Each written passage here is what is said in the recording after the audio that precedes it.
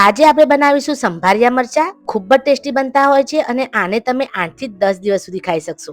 બીજું કે આ મરચા 5 થી 10 મિનિટમાં બનીને તૈયાર થઈ જશે. સંભારિયા મરચા બનાવવા માટે આપણે જે મોટા કડક મરચા આવે છે એ લઈશું. તો અહીં મેં 250 ગ્રામ જેટલા મરચા લીધેલા છે, જે કડક મરચા હોય છે, અને એને આવા મોટા મોટા પીસ કરી દઈશું. ખૂબ નાના નાના પીસ નહીં કરીએ, આવા મોટા મોટા પીસ રાખીશું, જેથી આપણો સંભારો ખૂબ જ સરસ દેખાય.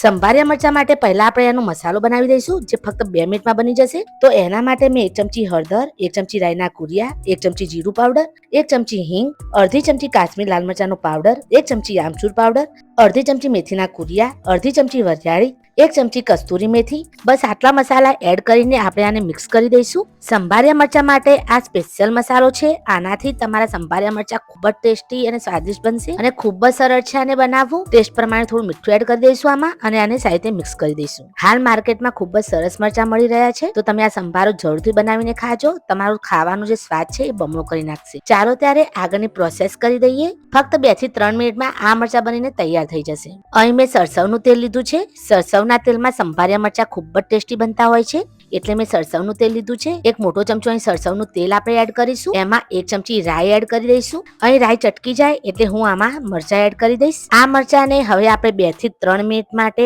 ચડવા દઈશું. 40 થી 50% ચડી જાય પછી જ આપણે આગળની પ્રોસેસ કરીશું. ત્યાં સુધી આપણે હલાવતા રહીશું. અને અહીં મેં ગેસની ફ્લેમ સ્લો ટુ મીડિયમ જ રાખેલી છે. આ મરચાને તમે થેપલા, રોટલી, શાક રોટલી કે દાળ ભાત સાથે પણ ખાઈ શકો છો.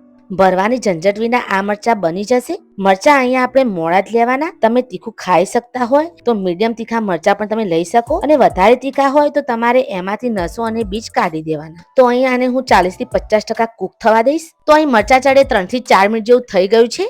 હવે આમાં હું નેક્સ્ટ સ્ટેપ કરી દઈશ. તો આપણે જે મસાલો બનાવીને રેડી કર્યો હતો એને આપણે આમાં 1 ચમચી જેટલો એડ કરીશું. 1 ચમચી જેટલો આપણે એડ કરતા જવાનું અને આને મિક્સ કરતા જવાનું. એકી સાથે આપણે બધો મસાલો આમાં એડ નહીં કરી દઈએ. મસાલો નાખ્યા પછી અને આને મિક્સ કર્યા પછી આપણે બીજી 3 થી 4 મિનિટ જેવું આને થવા દઈશું. મરચાને આપણે ઓવરકુક નહીં કરીએ, બને ત્યાં સુધી 80 થી 90% જ કુક કરીશું. ગેસની ફ્લેમ અહીં આપણે સ્લો ટુ મીડિયમ જ રાખવાની છે. અહીં મેં જાડા તળિયાવાળી કઢાઈનો યુઝ કર્યો છે, તમે જોઈ શકો છો. કેમ કે જાડા તળિયાવાળી કઢાઈમાં બનશે ત્યાં સુધી મરચા જલ્દી ચોંટી નહીં જાય કે બળી નહીં જાય, એ માટે બને ત્યાં સુધી જાડા તળિયાવાળું વાસણ જ યુઝ કરવાનું. તો તમે અહીં જોઈ શકો છો કે હું થોડો થોડો મસાલો એડ કરતી જાઉં છું અને આને મિક્સ કરતી જાઉં છું. તો આમ કરવાથી ફાયદો એ થશે કે આ મસાલો સરખા ભાગે દરેક મરચાને ચોંટશે. આ મરચાને 8 થી 10 દિવસ કંઈ જ નહીં થાય, પણ એટલા જોરદાર બનતા હોય છે કે એક જ દિવસમાં પતી જશે. મસાલો નાખ્યા પછી 3 થી 4 મિનિટ જેવું મેં અહીંયા આને કુક થવા દીધું છે. આપણા સંભારિયા મરચા તૈયાર છે ને બહુ સરળ અને ફક્ત 5 મિનિટમાં તૈયાર થઈ જાય એવા, અને મરચાના અથાણા જેવો સ્વાદ પણ આપશે. તમે આ રીતે સંભારિયા મરચા બનાવ્યા હોય તો અમને કોમેન્ટમાં જરૂરથી જણાવજો. ચાલો ત્યારે આને સર્વ કરી લઈએ. તો મોઢામાં પાણી આવી જાય એવા મરચા બન્યા છે, તમે જોઈ શકો છો. ખૂબ જ ટેસ્ટી અને સ્વાદિષ્ટ હોય છે આ મરચા. આઈ હોપ કે તમને આજના સંભારિયા મરચાની રેસીપી જરૂરથી ગમી હશે. ગમી હોય તો અમારી ચેનલ લાઈક, શેર અને સબસ્ક્રાઇબ જરૂરથી કરી દેજો. અને હા, અમને કોમેન્ટ પણ જરૂરથી કરજો. હું તમને મળીશ આવી સરસ અને સરળ રેસીપી સાથે. ત્યાં સુધી બાય બાય, ટેક કેર, ધન્યવાદ એન્ડ જય Ambe. Thank you so much for watching.